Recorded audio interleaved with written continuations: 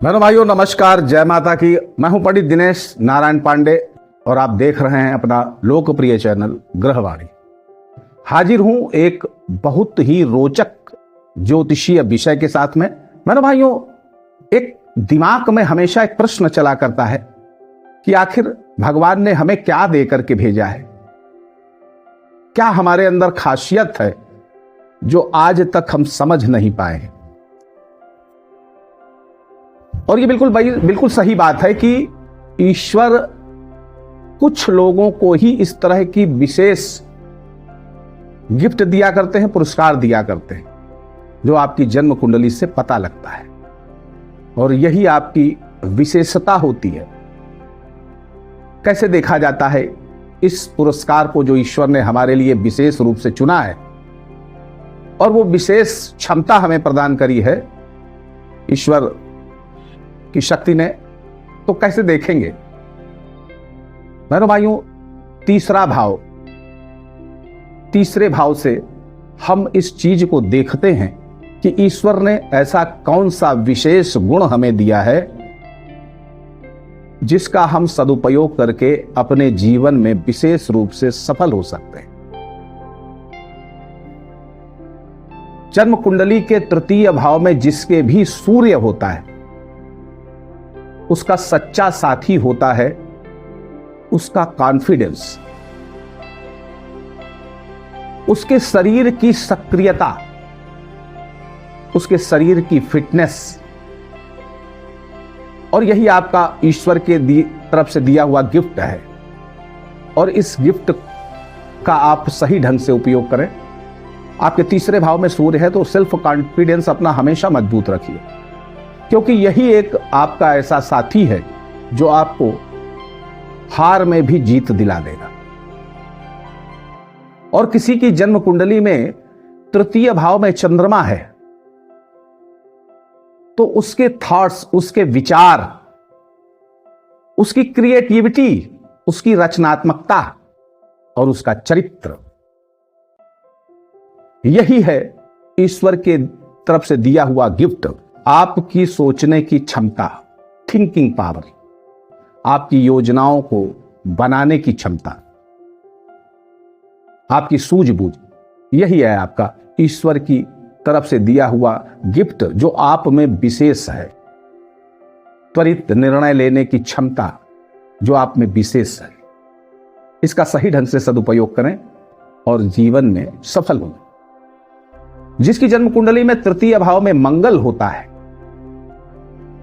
मंगल होने का आशय यह है कि आप अपने जीवन में अगर सच्चा साथी जानना चाहते हैं तो वो है आपकी सक्रियता, आपकी एक्टिविटी, आपकी वफादारी जो आपने समाज में बना रखी है। यानी एक समाज में एक ऐसा विश्वास बना रखा है कि आपको रात में 2 बजे भी बुला लिया जाए तो आप उसके मदद के लिए खड़े हो जाएंगे। ये समाज में जो आपने विश्वास बना रखा है, यही आपकी सबसे बड़ी निधि है, संपत्ति है। और इसी विश्वास को बनाए रख करके एक्टिवेट रहिएगा, सक्रिय रहिएगा, तो यही आपको सफलता प्रदान कर देगा। और जिसकी तृतीय भाव में बुध की स्थिति है, जिसकी जन्म कुंडली में, वो व्यक्ति बहुत क्रिएटिव होता है दिमागी तौर पर। यानी आपकी जो सोच है, आपका ज्ञान है, आपकी वाणी है, यही आपको सफलता के उच्चतम शिखर पर ले जाती है। आप वाणी से जुड़ा हुआ व्यापार करिए, ज्ञान से जुड़ा हुआ व्यापार करें, इससे आपको धन भी मिलेगा और राजसी सुख भी मिलेगा, सम्मान भी मिलेगा। तो ईश्वर ने आपको वाणी के रूप में, ज्ञान के रूप में एक पुरस्कार दिया हुआ है। चतुर्थ भाव में अगर गुरु, तृतीय भाव में अगर गुरु है तो इसका मतलब यह है कि ईश्वर ने आपको ज्ञान दिया है। और ज्ञान ही नहीं दिया हुआ है, आपको अपना वरद हस्त भी दिया हुआ है। आपके कुल देवी, आपके कुल देवता आपके ऊपर सदैव कृपा करने के लिए तैयार रहते हैं। तो अपने कुल देवी देवताओं का स्मरण किया करिए, उनके स्थान पे जाया करिए और जैसे भी आपके परंपरा में पूजन होता है कुल देवी देवता का, वैसा किया करिए। बराबर आप जीवन में सफल होते चले जाएंगे। अगर आपके तृतीय भाव में शुक्र है तो ईश्वर कहता है कि आप धन को पकड़ करके रखें। धन से हीन हो गए तो आपके अपने भी आपका साथ छोड़ देंगे। तृतीय भाव में शुक्र का मतलब आप हमेशा धन को महत्व दें, धन को लापरवाही में खर्च ना करें, क्योंकि यह धन ही है जो आपको आपके साथ सबको जोड़े रखेगा। यानी आपका सच्चा साथी धन है, यही ईश्वर ने आपको गिफ्ट करके रखा हुआ है। शनि है अगर आपके तृतीय भाव में, इसका मतलब यह है कि आपको ईमानदारी से चलना होगा, जीवन में न्याय प्रियता से चलना होगा और ईश्वर की शरणागति में रह करके चलना होगा। अपने भाइयों का भी पूरा ध्यान रखना होगा, उनसे झगड़ा नहीं करना है।